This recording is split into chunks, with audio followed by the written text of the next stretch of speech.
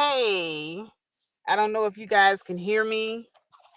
My little phone done froze up on me and everything. So let me know if you can hear me or you can't hear me because this is the first time. Look, I'm on a little bootleg phone.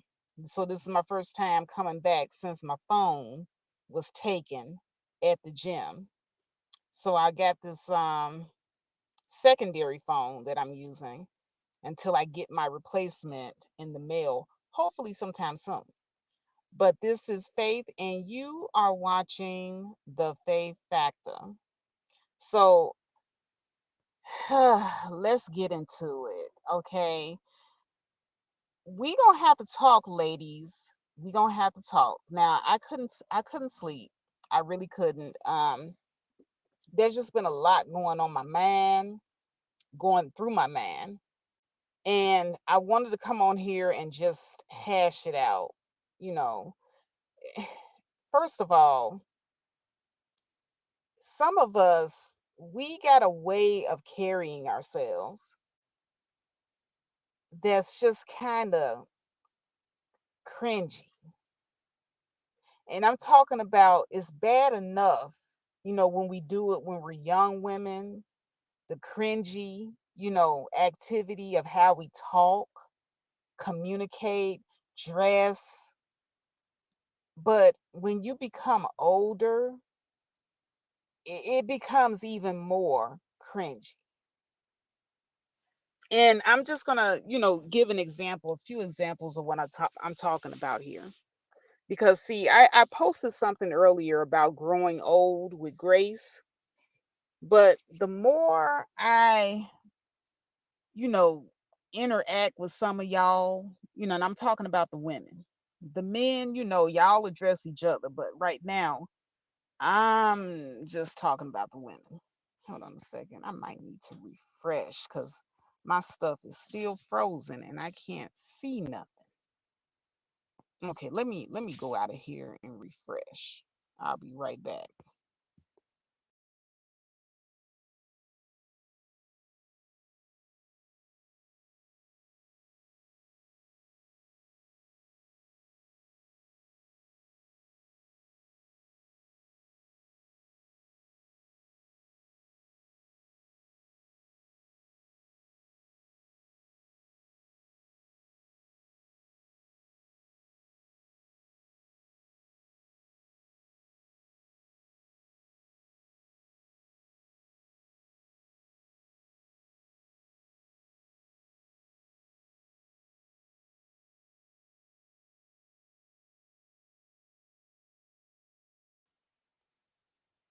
All right, so I hope you guys can hear me. Oh, what's up, Eugene Steele? Yes, and we are live. I hope that you guys heard me talking before. I couldn't really see myself or the bubble bouncing. So now I can kind of see myself. I can see the bubble bouncing. So now I feel more confident to continue on. But as I was saying, I put up this last stream. I just couldn't sleep, y'all. I was bored. There has been something on my mind, about how we women, and I really want to talk tonight about the women, how we're carrying ourselves. I posted something earlier about growing old with grace. And, I think there's nothing wrong with growing old. You can do it gracefully, you can still be beautiful, you can still be wanted, you can be sexy, you can be all of those things as a woman. But for some reason or another, and this is, just with me dealing with other black women, I don't really too much deal with other cultures, so I'm just going to stick to what I know. But in interacting with some of the sisters in particular, not that it doesn't go on in other races. I see some in other races, but some of y'all don't want to grow old graceful. It seemed like. It seemed like when I'm looking at the interactions of some of you who are 40 and up, when you hit 40, you're getting up there. You're no spring chicken anymore. The gray hairs are starting to come in if they haven't already. Certain things are starting to sag. You starting to get a little, plumper. There are things going on. And so now you don't look like the cute little teeny bopper that you once were, where the breasts were all perky. Now they might be a little saggy. They're still there, you still got the bounce, but you might need some help with undergarments. You might need some Spanx. So you can still be sexy, just might need a little bit of help in certain areas. And some of you all, y'all are coming up here. Let's see, where can I start? Some of the complaints that the men have at this point, I can kind of see where they're coming from. I can kind of see it. However, in the defense of ratchet hoes everywhere, and this is the first time I'm going to defend you, ratchet hoes. A lot of these guys, they want you to be ratchet. They want you to be lowbrow. They want you to be easy. They want you to have low self esteem so that you can continue to be accessible like you are. They like you just the way you are.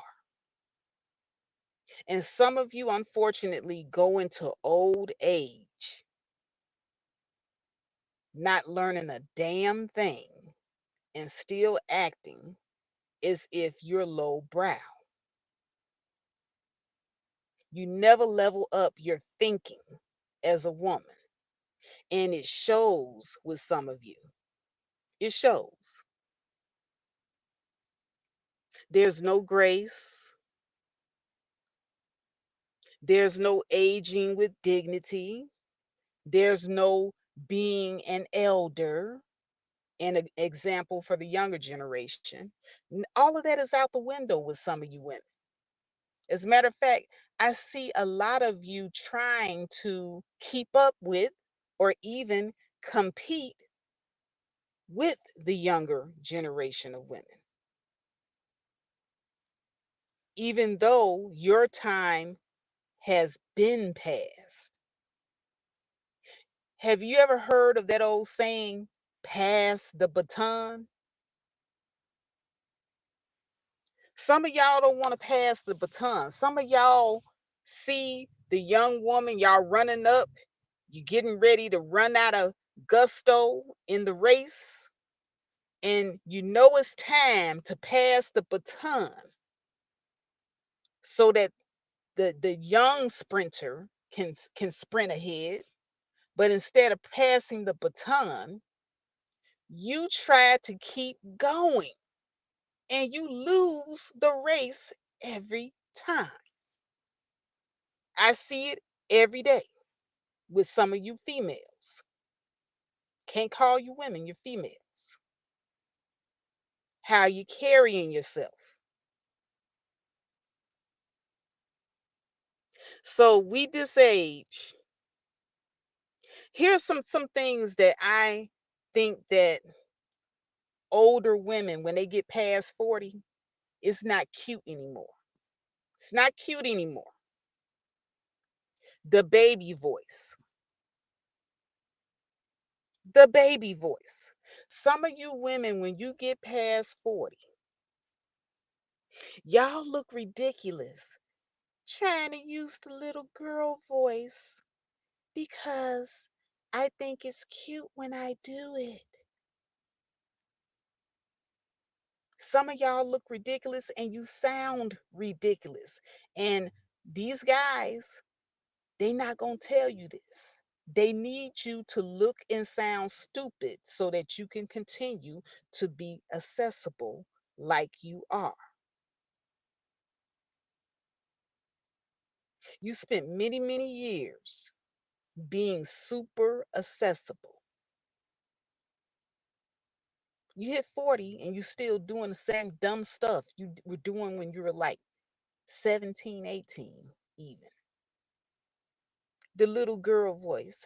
Well, because don't nobody, don't nobody, nobody's buying it.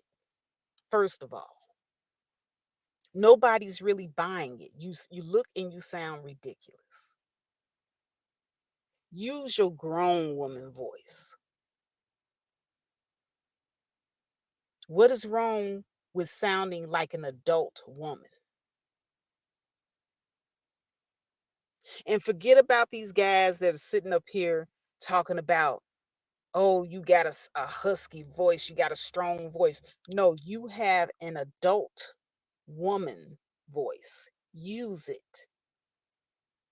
So that's number one of my pet peeves, the still using the baby voice past 40. I did that when I was like 16, maybe up till about 20-ish, and then I let it go. Cause at some point it even began to sound ridiculous to me. But once again, some of you are arrested development. You never grow up.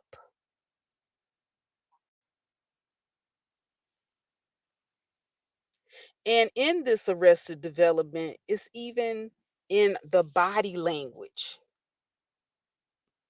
It's even in the body language.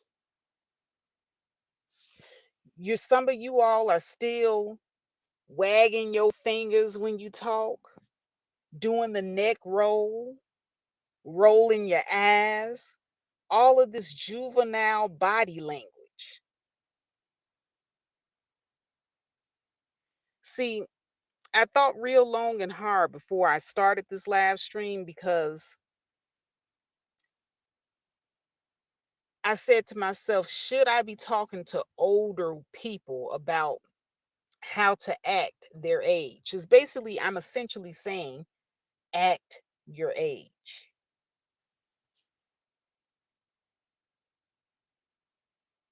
Now, there's one thing about being young at heart. That's one thing. But just acting juvenile is a whole nother ball game. Some of you all are not young at heart. Some of you are juvenile. You act very immature. And I can't for the life of me understand why you think that this is acceptable past age 40. It's not even acceptable past age 30, but I'm going to hit on age 40 because I'm in my 40s and I am witnessing people in my age group acting like this.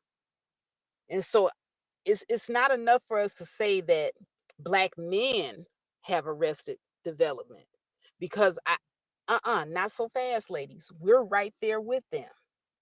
A good number of us are right there with them and how we act. Eugene Steele says bodies of men and women change when they get older. The funny thing about 40-year-old women who are sexy is that they seem to embrace those changes. Exactly. Exactly. And that's just it, being able to embrace the fact that you have gotten older in the first place. There are some people that won't even say what their real age is because they're ashamed. And it's mostly women. But in our defense, men do shame women for getting old, for just doing the biological thing that we all do, which is get old. Women are shamed for it, even though getting old means that you're still living. The only way that you're going to stay forever young is if you die young. So I think I want to continue to live. So I don't mind aging. But that's just my 2 cents. What's up, hustler and muscler in the house? Now there was a couple of pictures that I wanted to share with you guys. Let me see if I can bring those up for you guys. Let's see here. Huh. Uh-huh. Uh-huh. Uh-huh. Let me select my images. So this first picture that I'm about to bring up is a picture that was associated with a poem that I actually saw online. And I'm gonna bring that up and let you guys see it. And I'm also gonna I think I'm gonna also read the poem because the poem is very telling of what the picture actually means. Where's my images here? Da, da, da, da. Images on the phone. Easy media. No, no, no. Photos.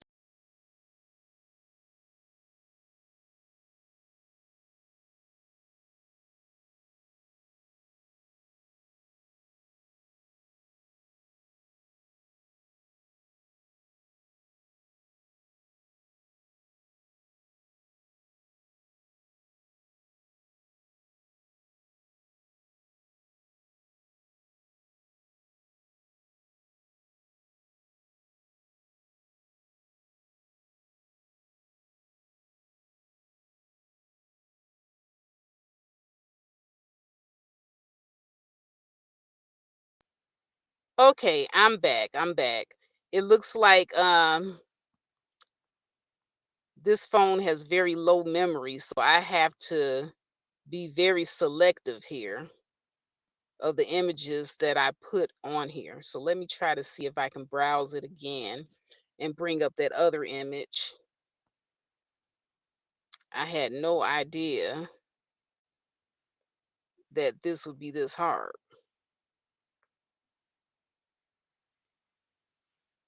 Okay.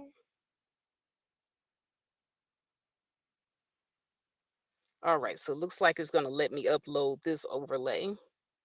All right. There we go. So here we go. The first image I'm going to show you guys. And there it is on the stream. Okay. So this is supposed to be an image of a woman, and she's holding hands with her former self. And so this is the image that was in a poem.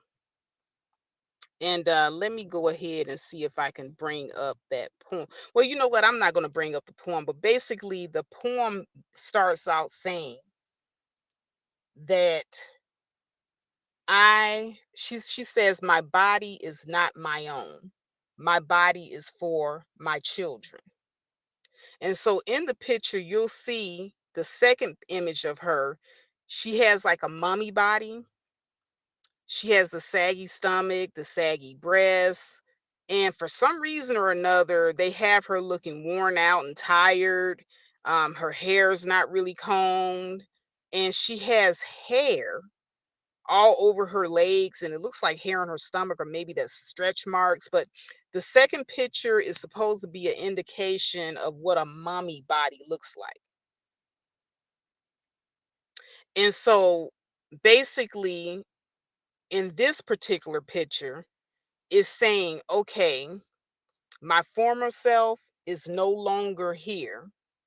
I had a child. My body is for my child. My body is for my child to climb on. My stomach is for my child to lay on and feel comfortable, just being snuggled. My arms is to embrace my baby. So this is the stuff that she was saying in the poem.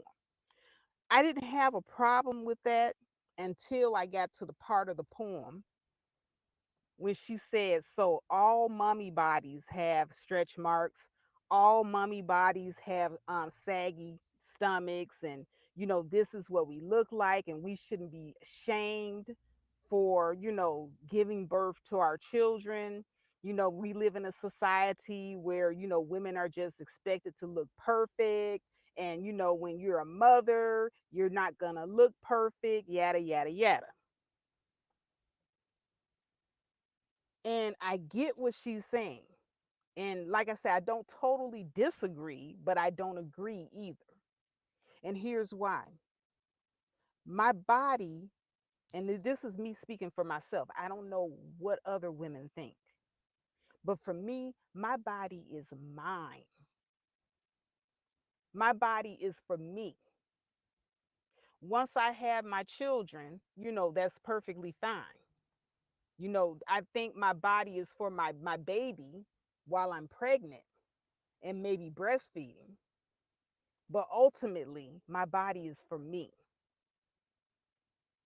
My child gets to borrow my body for 9 months. But after that, I'm ready to have my body back. And see, I have a problem with stuff like this because it pretty much is like sending out the wrong message to women that it's okay for you to just let yourself go. Now, I don't know if you guys can see this picture close enough, but what has your body being for your child got to do with you not shaving your legs? In this picture, the woman on the right, her legs is hairy. Now it only takes a few seconds in the shower, maybe a couple of minutes at most, to take a razor and shave your legs. What has your body being for your child have to do with you not shaving your legs?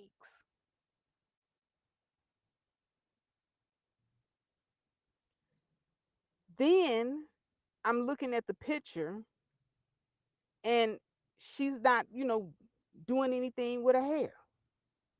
What has your body got to do with your child? Got to do with any basic grooming? What does that got to do with basic grooming?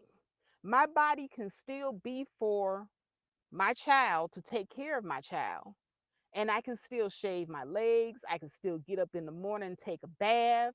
I can still put on makeup. I can still comb my hair. I can still brush my teeth. What, like this, I have a problem with this second picture, the second image of her with the baby on the leg, because that was not me when I gave birth to not one, not two, not three, but four children. I have a picture of myself after I gave birth to my last child, and I did not have tummy, cellulite, none of that. And it wasn't an act of God, by the way. I actually went and I took books out of the library and I studied what foods to eat to have a nice, healthy pregnancy. And in eating healthy, the baby got majority of the nutrients. And I did too, of course. But also in eating healthy, I didn't pick up any excess fat. So it was intentional. It was intentional. And my daughter, she has a son. My second oldest does not look like a mother at all. She still looks like she's about 17, 18 with a flat stomach. And she did the same thing. She ate healthy and she did something that I didn't even do, but she exercised during and after pregnancy. And she used some kind of collagen based cream for the stretch marks. So she didn't get any stretch marks. So, what I'm saying is, what is wrong with you taking care of your body during and after pregnancy?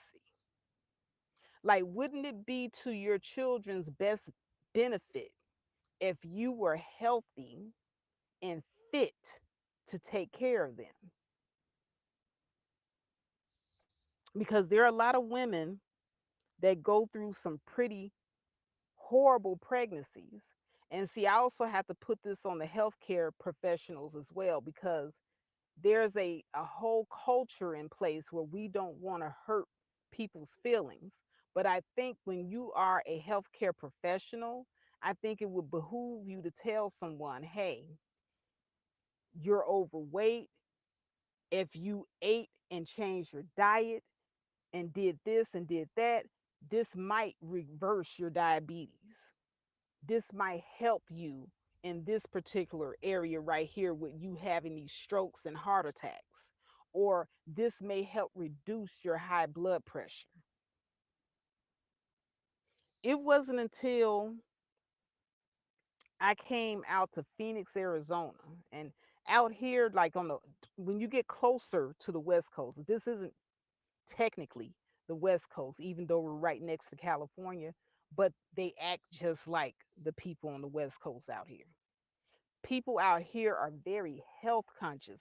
It's not that they're body conscious, but they're health conscious. And see, I didn't know the difference until I came out here and there were no black people out here. The population of black people in Phoenix is like less than 10%. So being around all these health conscious Hispanic and white and Asian women, I'm thinking that they're doing it because they want to look a certain way, and they do, but majority of them just want longevity. And I hear the most talk of longevity and being vibrant and healthy coming from people of different races. And so this is a picture that I got off of my Facebook page, and it was posted by a sub Saharan African woman. And she's black. I'll just, long story short, she's black. And there was so many women running to the post. Oh yeah, people don't understand, us mothers, we don't have perfect bodies because we're moms. We're mothers, we don't have perfect bodies. We're gonna have the droopy breasts and the cellulite and the stomach and the rolls and all this other stuff. And I can't relate. I'm sorry. I just can't relate because even before I had my four children, I was not overweight. And once again, it was intentional. It was intentional. I didn't actually start gaining extra weight until I started going through hormonal changes, with aging. That's when I started gaining weight, not when I was young and vibrant.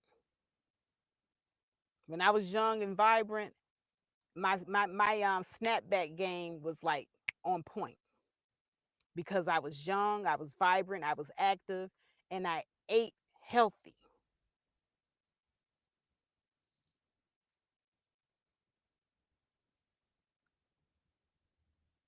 Then there did come a challenge because I do know with pregnancy we deal with hormones. We have changing of the hormones. That's one thing that we have going against us.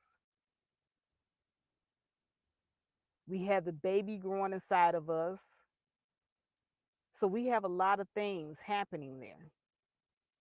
So I do understand. But if you had underlying conditions before you got pregnant, it's just going to get worse. And so that's where you see a lot of women blowing up. And see, we got to get into the conversation about that because I hear a lot of excuses about it's just my glands. Oh, I got a thyroid issue. I've heard that before. My uncle, he married a woman with a thyroid issue, and she was on a medication. She was taking some kind of cortisoid steroid medication, and it made her blow up. But what she said, and I was very, very impressed with her. She said her doctor told her that this was a side effect of the medication that she was taking. And she was also told that she could go and she can get help from a nutrition that works with people that takes her particular type of medication.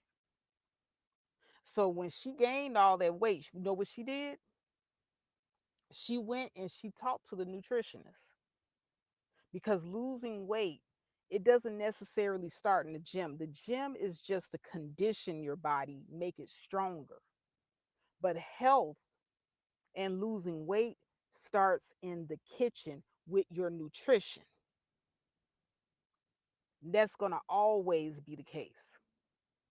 So there was a particular diet that she had to be on if she was going to be taking this medication. Once she altered her diet with the medication, she was able to successfully go back to her pre-medication size.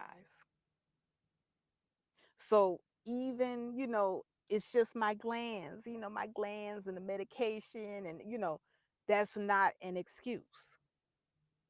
I used to think it was, when I was ignorant of diet and and how important it is to losing weight.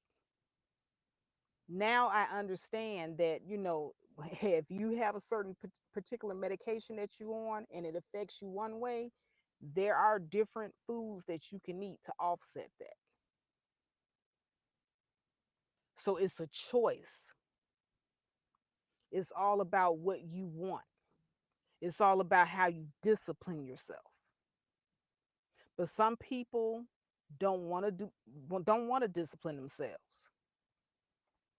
If you're on a particular medication and it calls for you to reduce your intake of sugar and flour, there's a whole lot of foods that you're going to have to knock off the menu.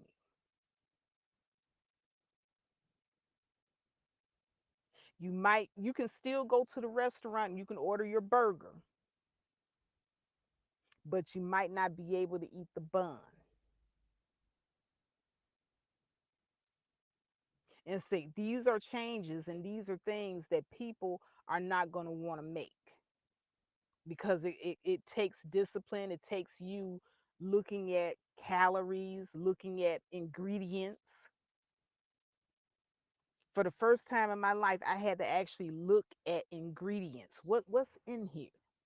How much sugar is in here? In my case, I had, and I say had proudly, very high blood pressure. I don't anymore,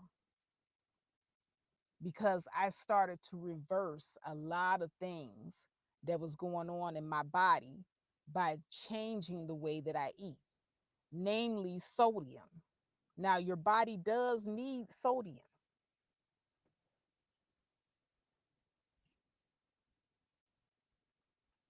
Yes, Hustler and Muscler, he's asking, was that hair on her legs? Yeah, that was hair on her legs. Like I said, it has nothing to do with your body being for a baby. But getting back to the sodium, your body needs it, but in small doses. I think my nutritionist told me a teaspoon of sodium a day is all you need. So I have to look at ingredients and things that I buy. And now I don't even buy processed food anymore because it contains a lot of sodium.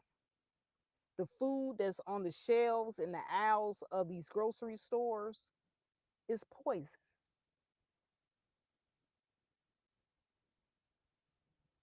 When you cook your meals, you're actually supposed to use natural herbs and spices, not season. Seasoning, no, you stay away from the seasoning. But see, like I said, going back to the discipline, we don't want to do that. Anything but have discipline and do things intentional to lose weight. You can lose weight without stepping one foot in the gym.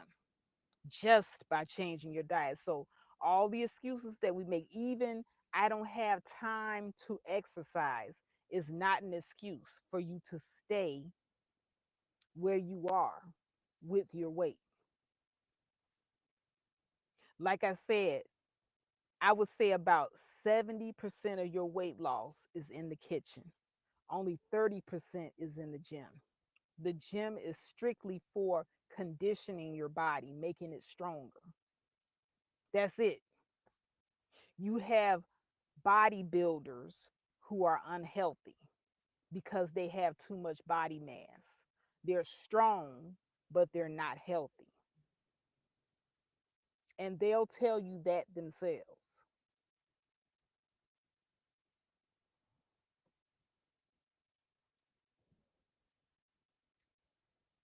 Sodium, sugar, bad carbohydrates, all of these things contribute to you having an unhealthy body, and it will contribute to you being out of shape and overweight.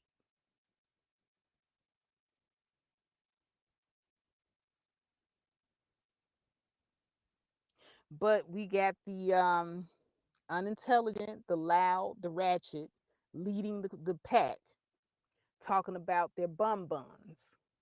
Oh, but I got the yams, I got the bum buns. But they don't tell you everything that comes with the yams and the bum buns. Okay, they got the belly, they got the rolls, they got the stretch marks, they got the cellulite along with the yams and the bum buns. They leave that out though. They seem to always leave that part out of it.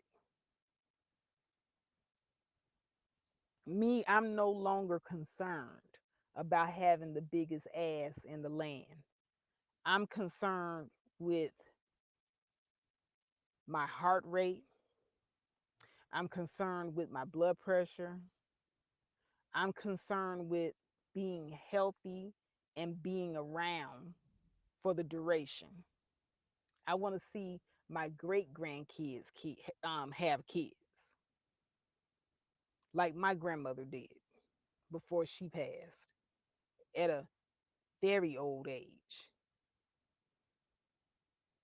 I want to be around.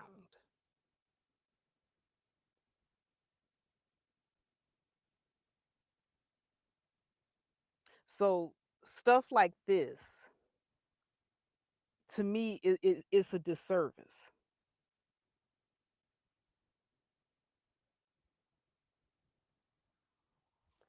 What's up, Naya X?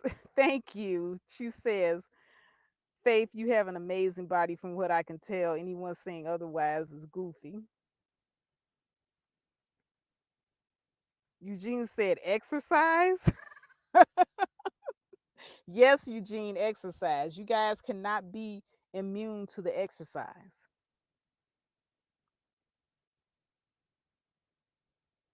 But thank you, Naya. It's a older woman's body, but like I said, it's me growing old gracefully and embracing my body. And there are different body types. Now I have what you call the skateboard body type, where my body is like a rectangle. So, there are some people who are hourglass figures, some people are pear shaped, some people are apple shapes, some people are the inverted triangle shape. I'm the skateboard, how do you say, rectangular shape. And here's another thing that people don't understand about body shape. If you are a pear shape, meaning that you are bottom heavy, but you're, at the top, you don't really have a lot of tatas or whatever. If you lose weight, you're just going to be a smaller pear shape. If you get bigger, you're just going to be a bigger pear shape. Your actual shape isn't going to change. Like with me, when I gained weight, my rectangular shape didn't change. I was just a bigger rectangle. And then when I got smaller, I was just a smaller rectangle. Now, if you want to change your shape and do all the contouring and all that type of stuff, some of it can be done in the gym. But overall, your body shape is what it is. So I mean, you might be able to round it out by adding muscle, like to your glutes and to your calves, working on your calf muscles, your leg and thigh muscles. You can kind of, round certain things out. But overall, your shape is just what it is. Your shape is going to continue to be what it is.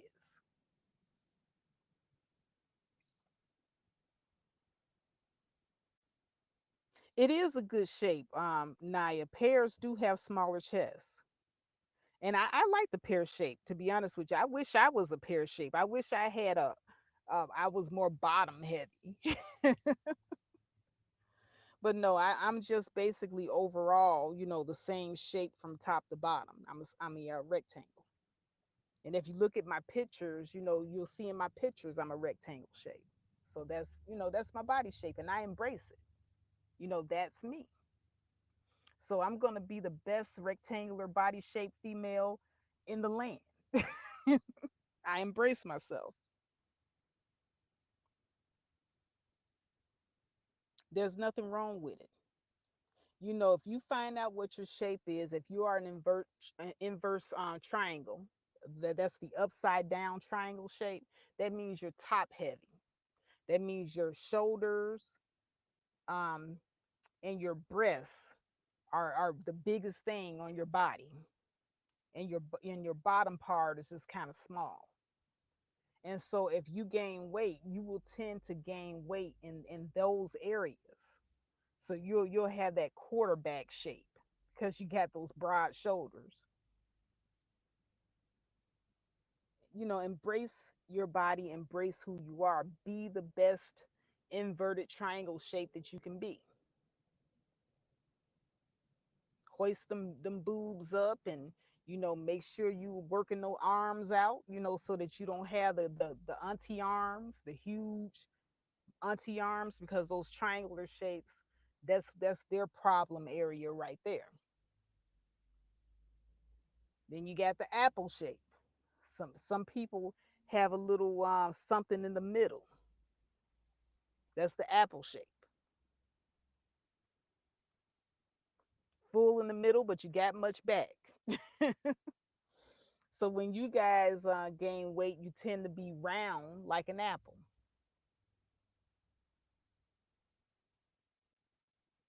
And when you lose weight, well, you tend to look like a apple that's been cut in half, minus the belly,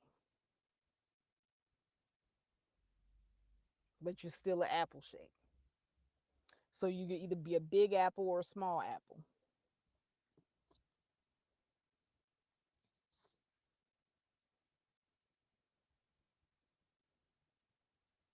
Naya says there's a YouTuber, 10 ways to wear it. She looks like an inverted triangle and she looks amazing always. Oh yeah.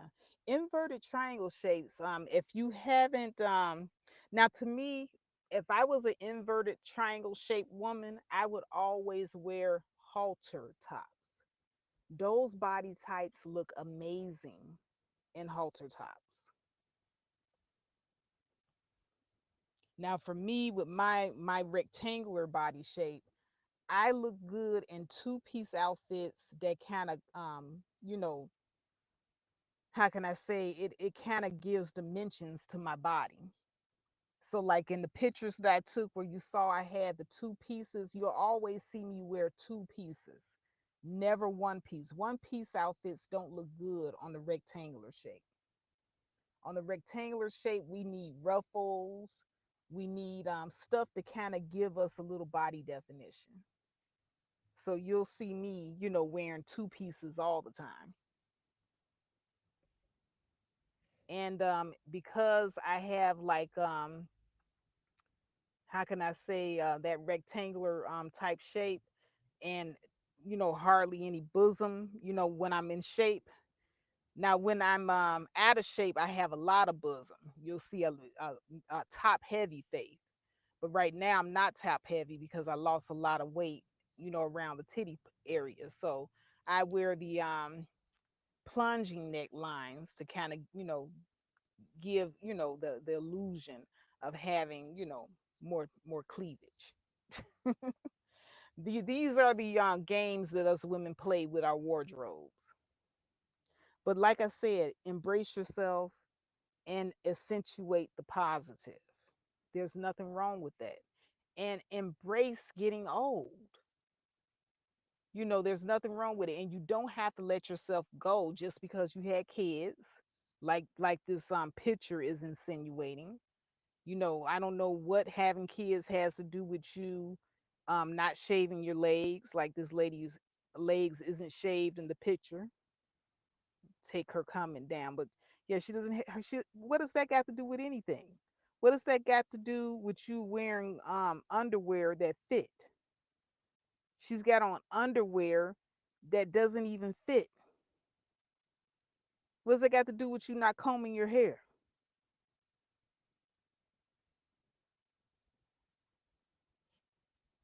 Absolutely nothing.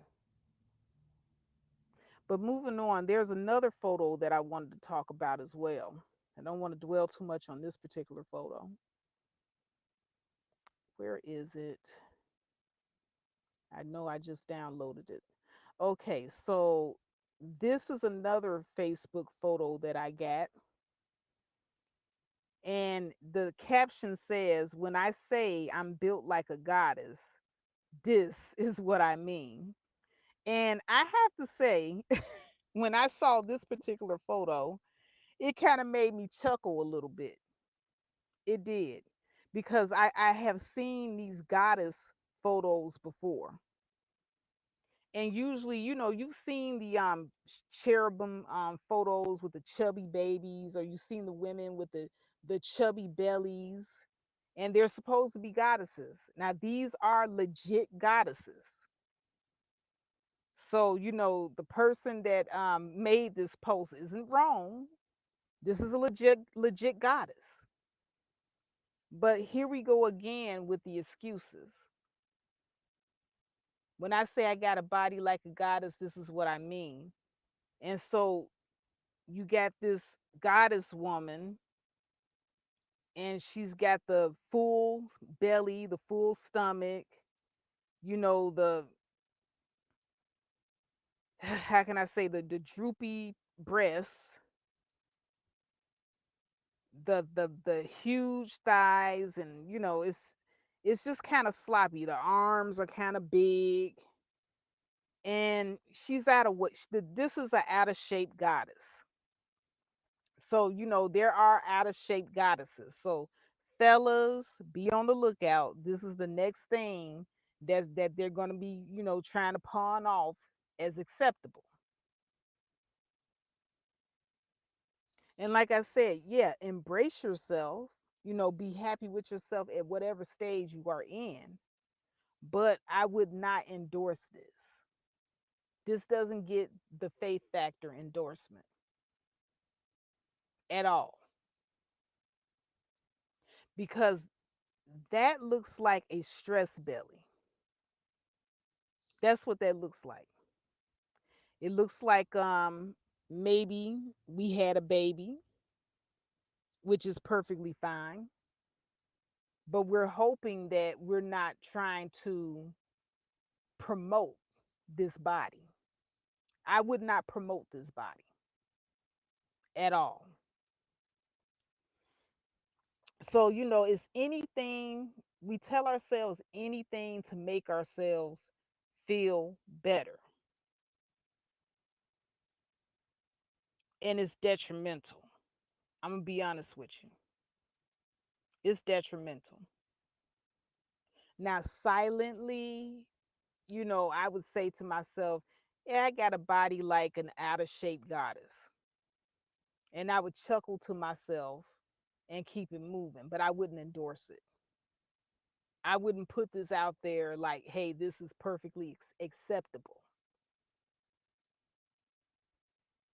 because it's not healthy. It really isn't.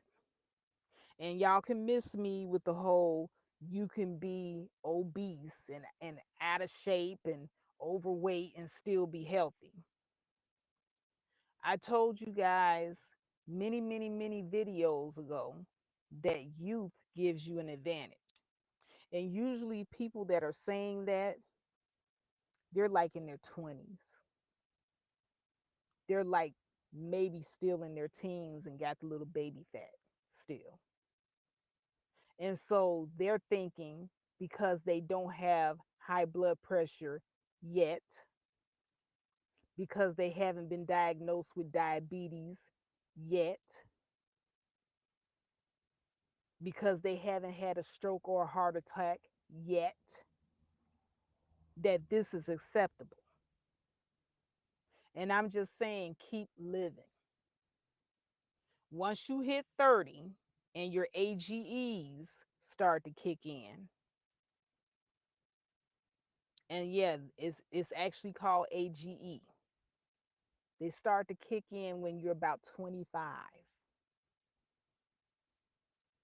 So if you were out of shape and you were not taking care of yourself before, once your AGEs start kicking in, your body is successfully programmed to be unhealthy. And so it's going to work off that programming as it ages you. That's what that means. And so everything that you did before you hit 25 is going to hit you hard, and you're going to start to really feel it and notice it right around the time you hit your 30s. And this is me warning you. I tried to warn you all before. Nobody told me this before I turned 25. The only thing I knew was that I wanted to be a video vixen dancer and be in a Luke Skywalker video one day. So I wanted to have the big old booty. So I thought the fastest way to that was to eat a bunch of ice cream and unhealthy food. But thank God I had a fast metabolism.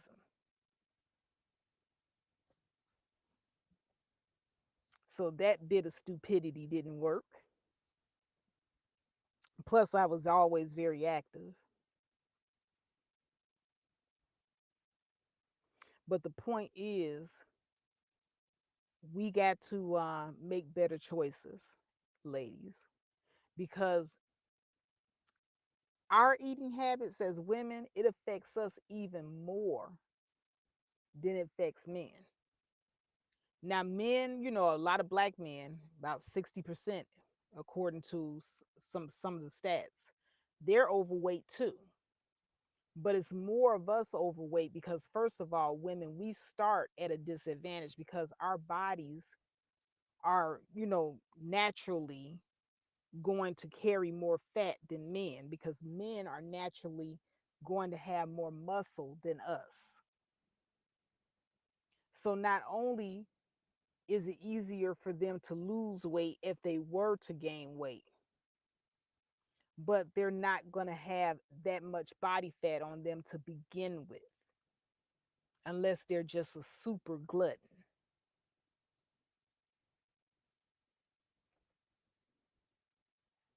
So, we have to be careful, especially as women, because, we have the propensity to carry more body fat than men.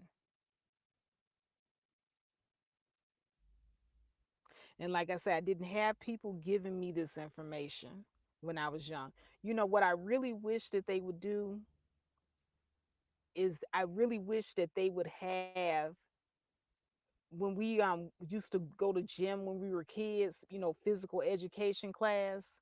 I really think that PE should also include health education, where they teach you about the food pyramid, or they teach you about diet along with exercise and the importance of what you eat.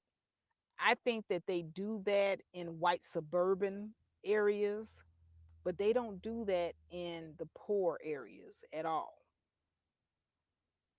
And so we operate, especially black minorities, at a grave disadvantage.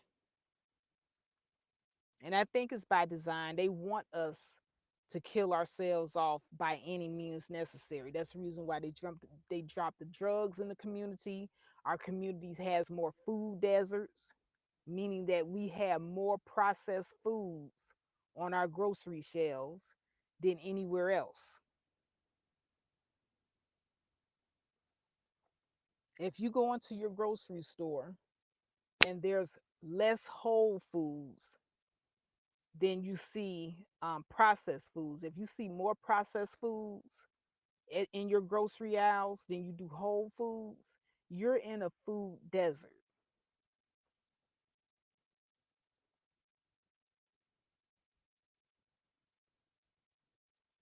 Hustler and Muscler says, I was never taught physical health in gym class. I learned that on my own.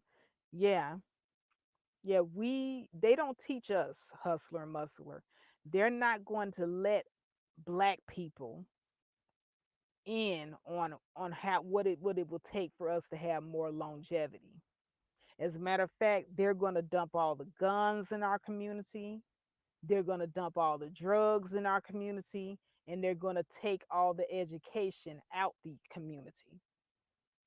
They're not going to educate you on how to have longevity. They want us to kill ourselves off by any means necessary. And so, therefore, it becomes permissible for us to be ignorant about health and diet.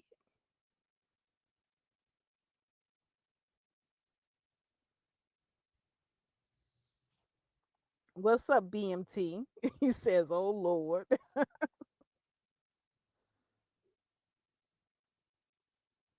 Oh, Naya, she says, my kids were taught, but we're deep in the suburbs. I bet. And I bet that you guys are living around either a mixed community or a community where there's not hardly any blacks. Because they really don't like for that information to trickle down to us. And it really, really vexes me when I see these types of posts. Like I said, this picture I saw as a post on Facebook. And like I said, the woman was, trying to uplift women that, that's her size and the body positivity thing. And I get it. And I say, love yourself no matter what station in life you're in, but don't endorse being unhealthy because you got to feel good, you got to feel better about your situation. Don't endorse it.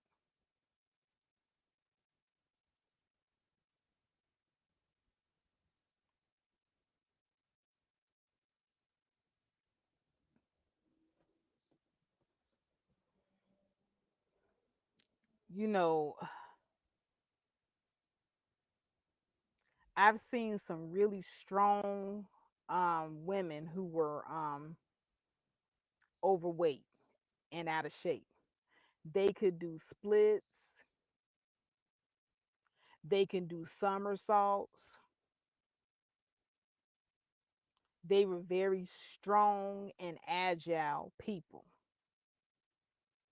But on the inside, they were unhealthy. And see, I want to educate you on the difference between being strong and being healthy. A bodybuilder is strong, but he's not necessarily healthy. And they will tell you that themselves. They eat a whole lot of stuff and they intake a lot of protein that isn't healthy for them, a lot of carbs that's not healthy for them. And they turn that into muscle. But they're strong, they can lift the weights. but their heart has to work extra hard to pump blood through that big body of theirs. The body mass index is the body mass index, regardless to whether it's fat or muscle, even though muscle is better than fat.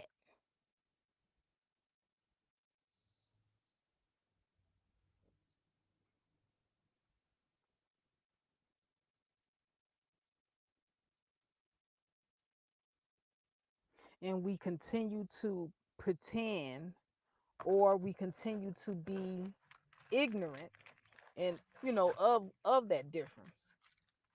And if you're just ignorant of it, I could give you a pass with that,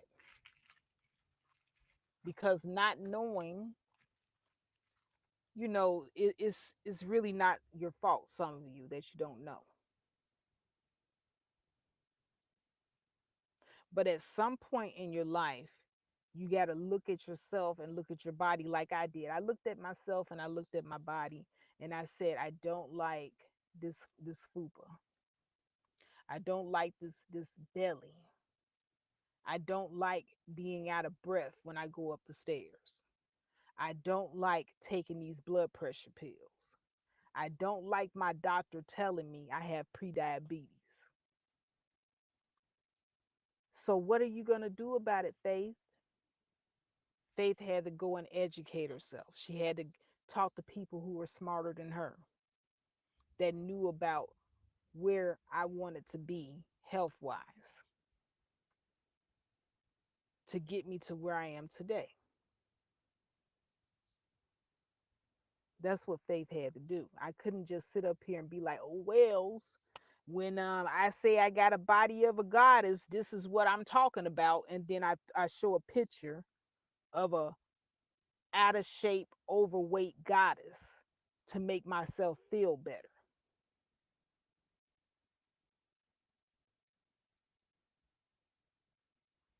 That's what I'm not going to do.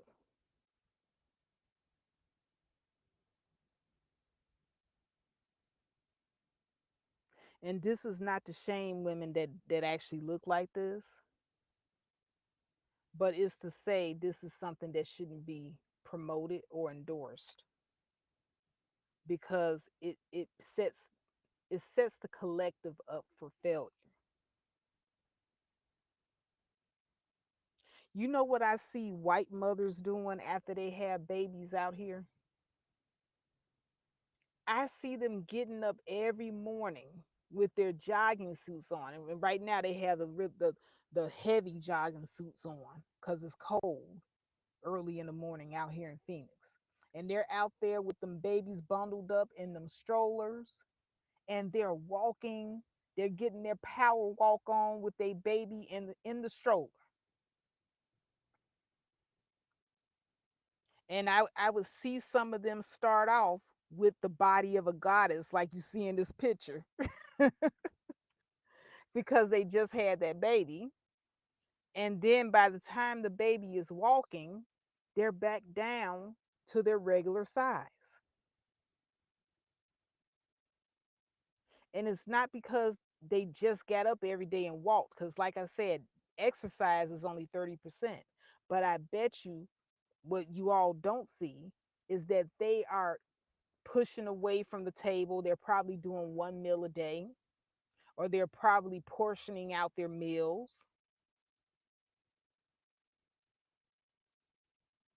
I pick up meal kits sometime from this warehouse called Factor 75, and they have these meal kits for keto. And a lot of the places that these meal kits are going, I notice on some of the addresses, they're going to these suburban areas where all these rich white women live. They're ordering these keto meal kits.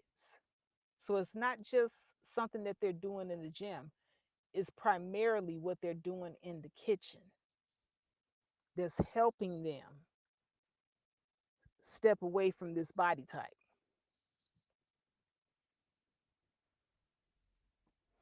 Oh, congratulations. Yellow Rose is 7 months pregnant. Congratulations, Yellow Rose. She says, I hope that happens for me. It can. Like I said, my daughter ate healthy throughout her pregnancy, and it was good for her, and it was good for the baby. So if you can eat healthy throughout your pregnancy and still satisfy your cravings, find ways to satisfy your cravings. They got books out here on how to eat healthy and satisfy your cravings. Now, this is optional because like I said, I don't really too much want to tell a pregnant woman to work out. But my daughter worked out during and after her pregnancy. But I would say definitely after the pregnancy, shoot, get the baby in on it. They have mommy workout classes where they incorporate the workouts with you actually using your baby as a weight. And I think those are the cutest, most adorable workouts. I see a lot of them on social media. But yeah, just because you have a baby doesn't mean that you got to let yourself go. It doesn't mean that you got to stay, with the mummy tummy and the mummy fat and the cellulite and all that type of stuff. You don't have to accept that. That's not your fate. Now, if you want to accept it and if you want to just say, well, this is my mummy body, hey, and I embrace it, hey, do you? Do you? Don't complain to us when your husband is complaining about, the stuff that you're not working on though. Don't come back over here because I told you that you didn't have to accept that. Like I said, I pushed out four, and my children was not the reason why I got overweight. I got overweight because I just got damn lazy in my older age when I started getting going through the changes and the older hormones started sitting in. I allowed that to happen. And plus I was making some pretty bad choices with what I was eating. Wasn't my kids.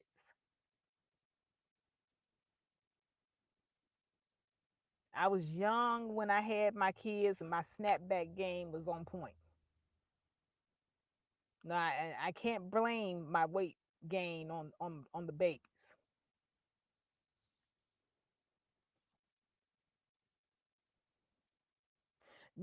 That's what I was looking for, Naya. She said they do. Mommy and me. That's what they call it. And I think those little workouts that they do with the babies, those are the cutest, most adorable workouts ever.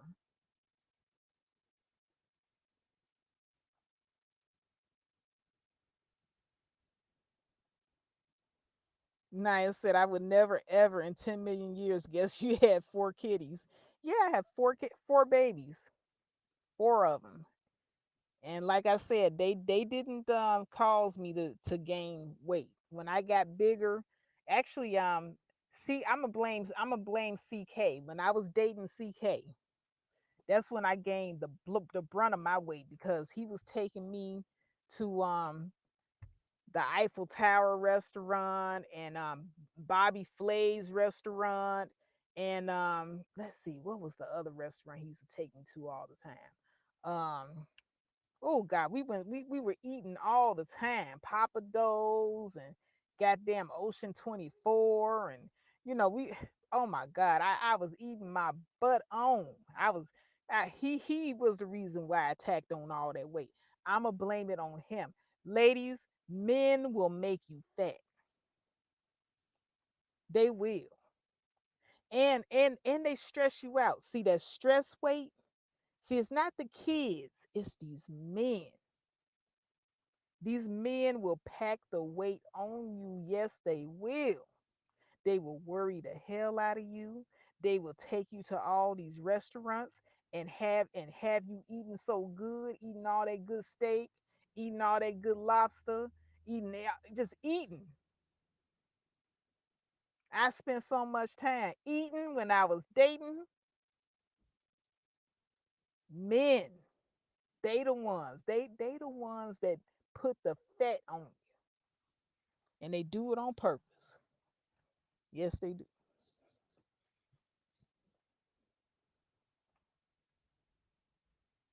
And right now, I gotta be careful with men that like to spoil and feed you. Exactly. Little girl, that man spoiled me. I mean, every time I said, I want, he was right there buying it.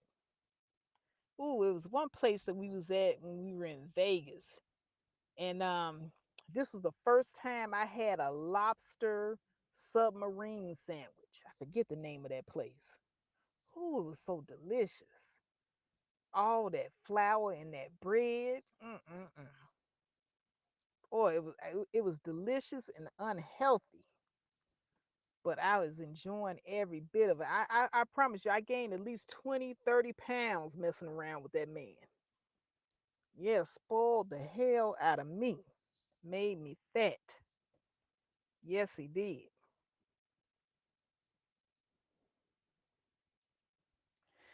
Yellow Rose said, Mans bring home food even after I tell him no. See, that's what I'm saying. Yellow Rose, don't eat it.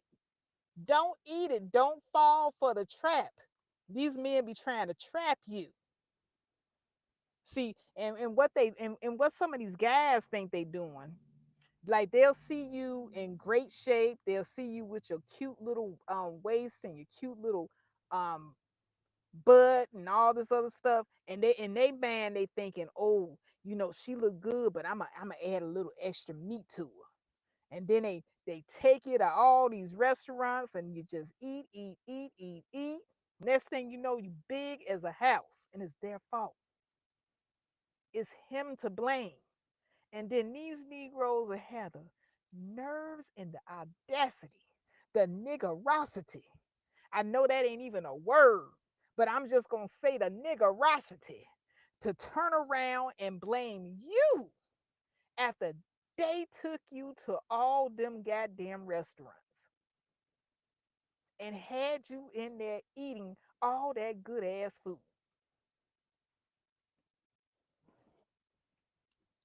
Girl, won't they do it? So you got to watch these here men that like to quote unquote spoil you. Now said, child,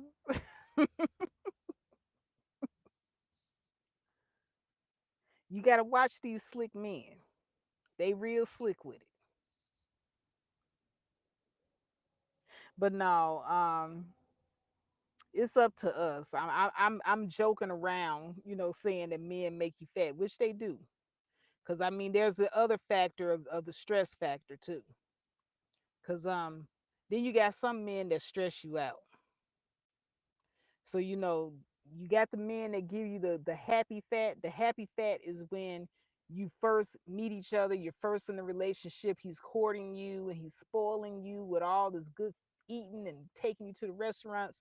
And then after that comes the stress weight, where he's stressing you out, he not answering his phone, he staying out late, he playing games, he's starting arguments with you so that he can leave and go be with the other woman. He's stressing you out, or he just not doing what he's supposed to do. So then there's a stress weight that come on dealing with these Negroes, and so that'll run you to the kitchen because you're trying to comfort yourself, and so therefore you're gonna go get a bunch of comfort food, your potato chips, your ice cream, your cookies, your southern fried steak. Come on now. Y'all know what I'm talking about. Comfort food will make you fat because you're eating because you're stressed. Niggas stressing you out. Yeah. Niggas stressing you out. The light bill is due and this nigga playing. He know he was supposed to have paid that bill 2 months ago, and now you got the disconnection notice. That nigga stressing you out.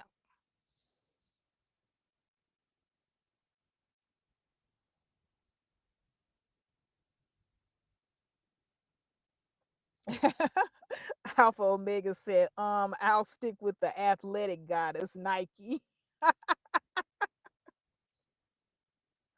No, no, no. When we say we got a body built like a goddess, we talking about the goddesses on the screen right here, Omega. Now, a goddess is a goddess. You didn't ask us which goddess now. You didn't ask us which. Now because you omitted what type of goddess that you wanted her to have the body of, we have manifest the excuse that when we say we got a body of the goddess, this is what we talking about. Disclaimer, there are fat goddesses out here. Got them. Got them. Oh, wow. Yeah, I'm up late. I can't sleep. And another thing, ladies, cut back on the drinking and the smoking, whether it be cigarette, cigar, weed, cut back.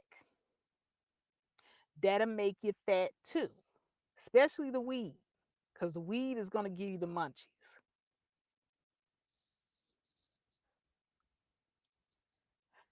Alcohol also kills your kidneys, and so does the smoking.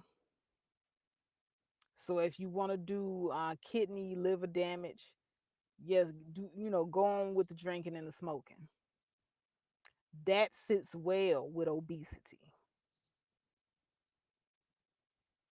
It's a lot of sugar and starch and alcohol, hops. And see, for women, they say the maximum amount of daily intake of alcohol you should have is 1 glass a day. So at nighttime, after you get off of work, after you've had a nice long day at the job, you can have a nightcap, 1 glass, preferably wine, 1 glass. That's it. And then take your butt to sleep. For men, they say no more than 2 glasses of alcohol. 2 glasses, that's it. Take your behind to sleep. But see, these things that I'm talking about will require a word called discipline.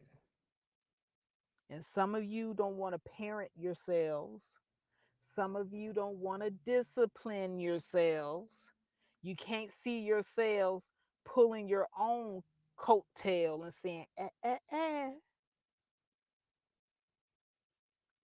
I don't think I'm going to have that extra bottle of wine. I don't think I'm going to smoke that weed because it's going to make me want to get up and eat a whole lot the next morning. Some of y'all don't want to discipline yourselves. See, longevity doesn't just happen. Some of you don't understand what it means to be intentional about your health. You have to intentionally choose to go to the Sprouts store instead of your local grocery store, which happens to be a food desert because it doesn't have enough whole food items. You have to be intentional.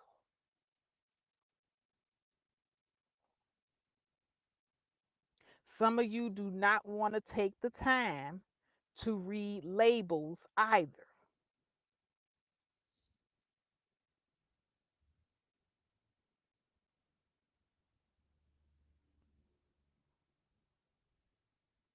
BMT said, why y'all hating on big booty girls? Ain't nothing wrong with a big booty girl.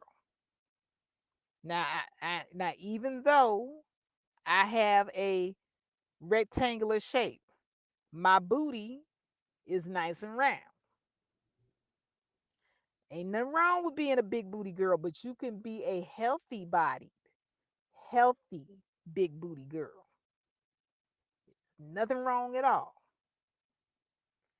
Belly fat is the most dangerous fat that there is. Visceral fat is what they call it. The worst place to have fat is in your tummy because that's where all of your major organs are. Think about it. Your lung, you got the lung area, you got the area where your heart is. It's very close. You got your internal intestines, you got your kidneys, your liver, so you don't want to have fat where majority of your major organs are. That's the reason why they say belly fat is the worst of the worst. So we ain't hating on the big booty. As a matter of fact, BMT fellas that are listening, you all will be happy to know that a most recent medical study came out that says bigger booties actually help protect against cancer. So the bigger your booty, the lesser chance you have of getting cancer. So I'm going to get in the gym and do my squats. I think I want that big booty. Yeah, so if fat, and I'll tell you what fat is. I'll tell you what fat is in a minute. But when your body makes fat, especially visceral fat, that is your body creating a place to store toxins. So the toxins is stored in the fat in your body. That's where the fat goes. If you have a lot of fat in your gut area, you have nothing but toxins surrounding your internal organs. So that's why it's not a good thing to have belly fat and side rolls where your kidneys are, back fat.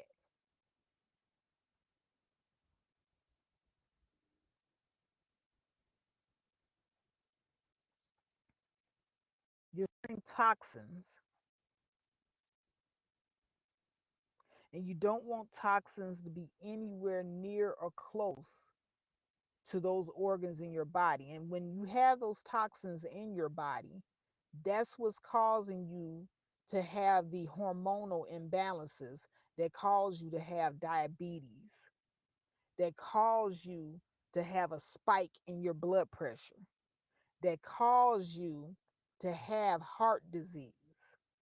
You have toxins in your body.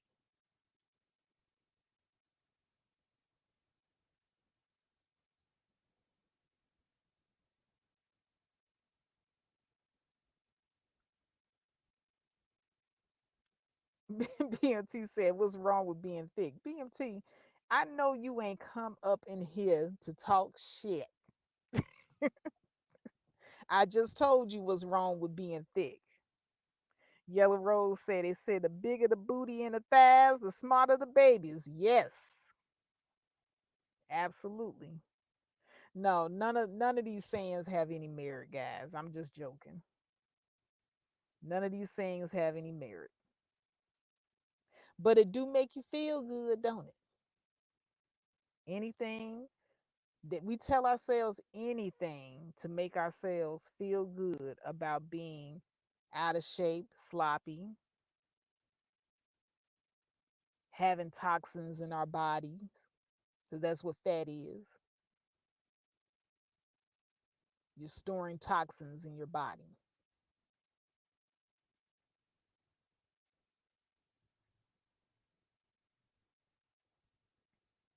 And it's not something that you would want to promote. It's not something that you would say, hey, you know what, it's all right. It's not all right to be walking around with a toxic body.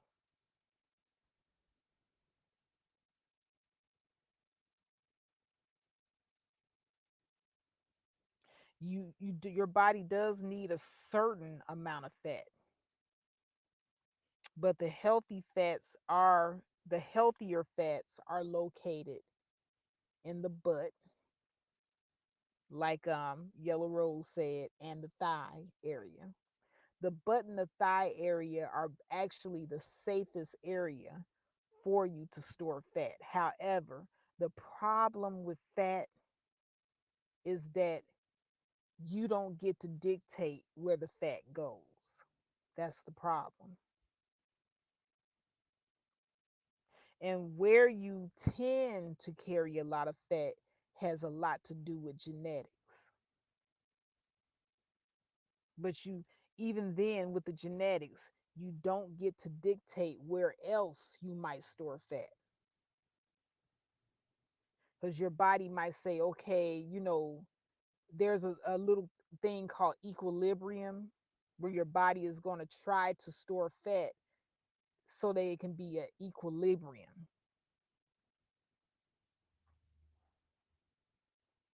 So if you're not going to be able to function, with all of your fat being in one place, your body's going to try to spread it out. However, it doesn't always successfully do that. And you do have some people where they do get more fat in one area. But for the most majority of the most part, you're going to, it's going to be spread out enough where you're going to get big all over. But some people have a favorite area of the body where the body prefers to store fat. And don't ask me what the rhyme or reason is. Scientists haven't even been able to figure it out. But we just don't get to dictate where the fat goes at the end of the day. So it's a toss up. You might get some in the booty, or it might go to your gut. Now, one way to reduce the prevalence of belly fat is to reduce stress.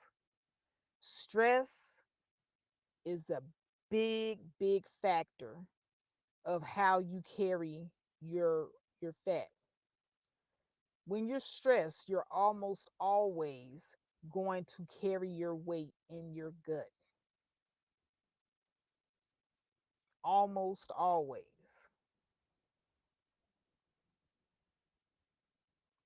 So try to reduce stress in your life. Get into meditation, breathing techniques. If you're going through something that's stressing you out, learn to meditate, learn to breathe, learn to work through the stress, or get rid of people who are stressing you. Don't deal with those individuals. It's not worth your health. So if you got somebody in your life that's stressing you, not your baby, because I I know babies can be stressful, not your kids. Now you can't get rid of your kids. In that case, you're gonna have to learn how to breathe and meditate and work through it. But it might be that nigga. You might need to get rid of that nigga. Some man in your life stressing you out. You might need to cut him. Might need to not cut him, but cut him out your life. I don't want y'all grabbing a blade, talking about some faith told us we had to cut you. Nah, I mean, cut him out your life. Don't cut him.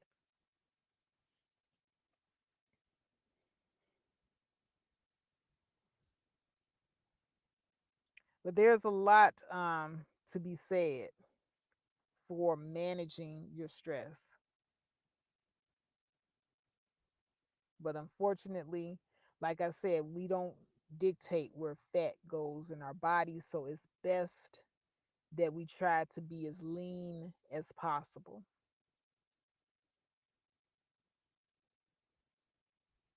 Best that you try to keep your body fat down to as little as possible.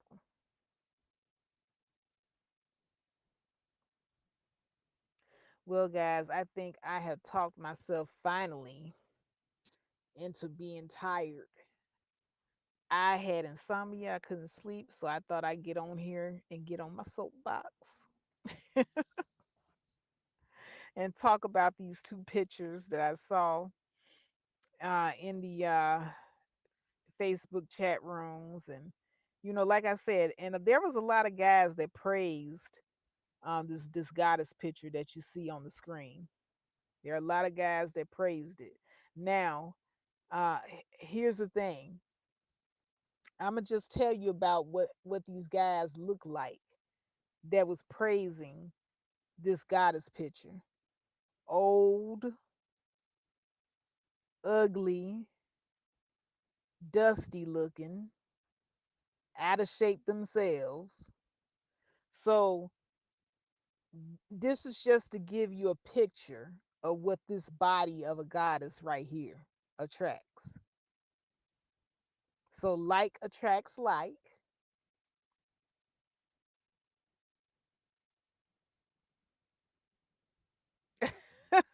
Hustler and Bustler said, I don't sleep on thick women. I sleep with them.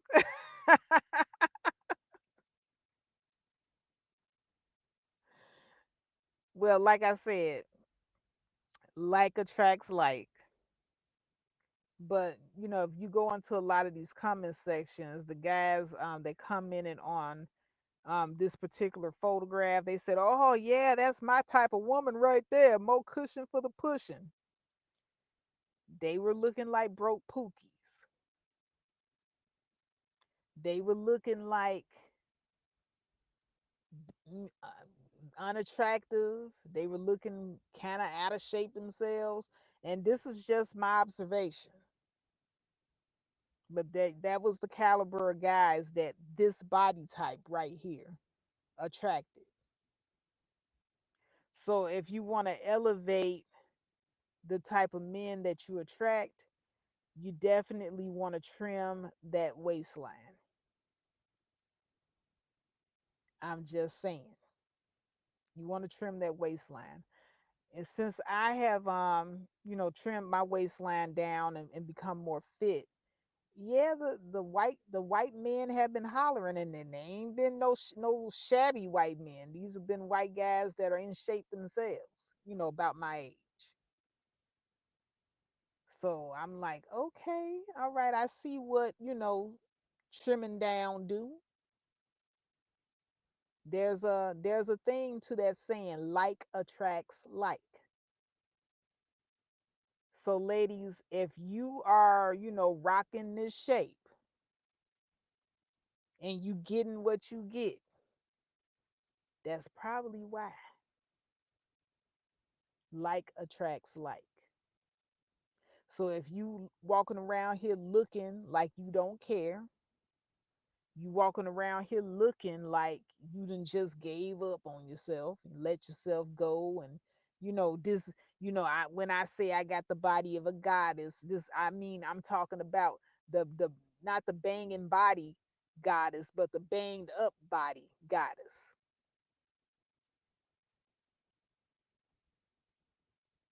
Yeah, that's a problem.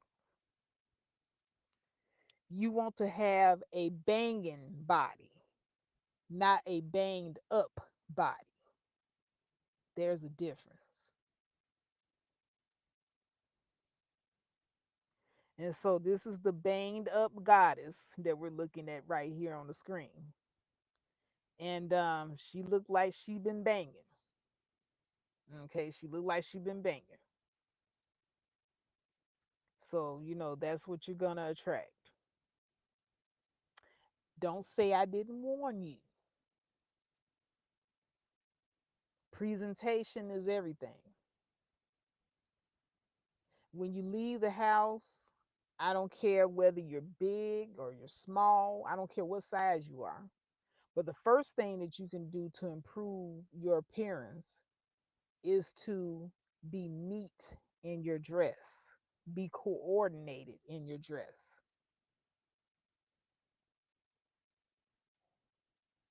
Have on clean clothes, smell good, groom yourself, brush your teeth, comb your hair, make sure your nails are clean. These are little things that you can do just on the surface level, regardless to what your size is.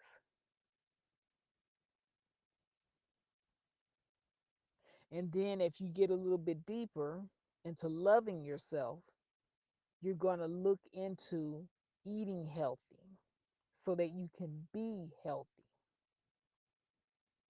Now I'm looking into strengthening my body. I've lost all the weight that I want to lose. Now I got to get stronger. So now my focus is going to be on weight training, endurance training, having flexibility, those types of things. So I'm looking into conditioning my body because as I grow older, I want to have range of motion. I want to be able to walk and I want to be able to run well into my 80s, like my grandfather. My grandfather was well into his 80s, and boy, he was very limber. He had plenty of range of motion for an old man. He can get around just fine.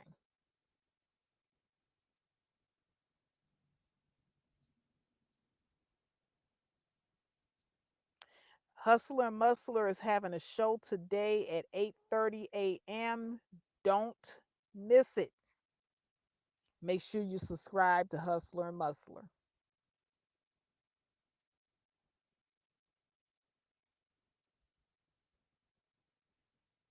So, I'm going to get on off of here. Like I said, I was bored, couldn't sleep, insomnia.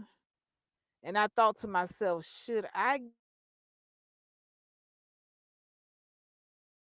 talk about health and fitness? Hmm. Decisions.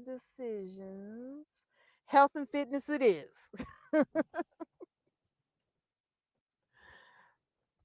So I decided to forego the twerk for the night, even though it would have been a perfect time of night to do that. You guys would definitely have been entertained. But at any rate, guys, I got to go. This is Faith. You've been watching The Faith Factor. Please like the video, share the video. And if you're watching on the replay and you like what you heard, leave a super thanks, or you can send a cash app to $Lady in the Truck. And there it is right there on the screen, $Lady in the Truck. And with that, I want to say, I love each and every one of you. Peace, and I am out. Holla.